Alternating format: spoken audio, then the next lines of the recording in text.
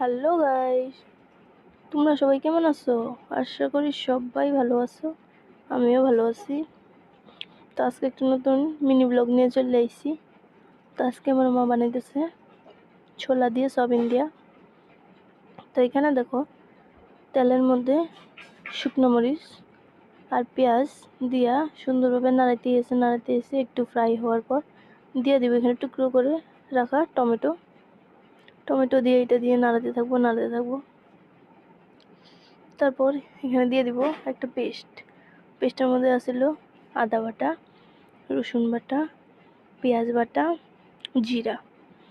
তো এটা দিয়ে সুন্দর করে নাড়াইয়া এটার মধ্যে দিয়ে দিব কিছু গরম মশলা দেওয়া।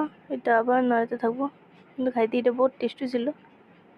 তোমরা তো আর খাইতে পারবা না, তো তোমরা কমেন্টে কই দিও দেখা কেরম লাগতেছে। বহুত টেস্টি লাগছিল।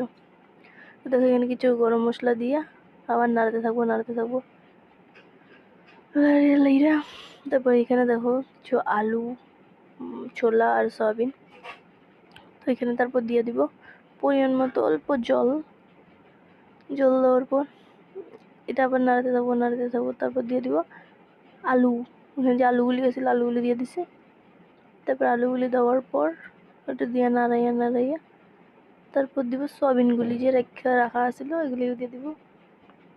তো দেখো ওইগুলিও দিয়ে দিছে সয়াবিনগুলি। তো সয়াবিনগুলি দেওয়ার পর তারপর দেবে যে এখানে যে ছোলাগুলি গেছিলো ছোলাগুলি দিয়ে দিব। এখন ছোলাগুলো দিয়ে দিছে। ছোলাগুলি দিয়ে লাড়াইয়া তারপর আবার দিয়ে দিব কিছু জল। নাড়াইয়া বহুত টেস্টি ছিল খাইতে, এত টেস্ট মানে কোয়ার মতো না। তো এখানে দেখো জল কিছু দিয়ে দিছে। জল দেওয়ার পর এটা রেখে দিছিল। তারপর ঢেকে রাখার পর এটা দেখো বুলবুলা করতেছে। কম স্টিমে রেখে দিয়েছিল কিন্তু বুলবুলা করতেছে, তার মানে এটা হয়েই যেতেছে। বেশি এটাই করবো না, এটা অল্প জল রাখবো।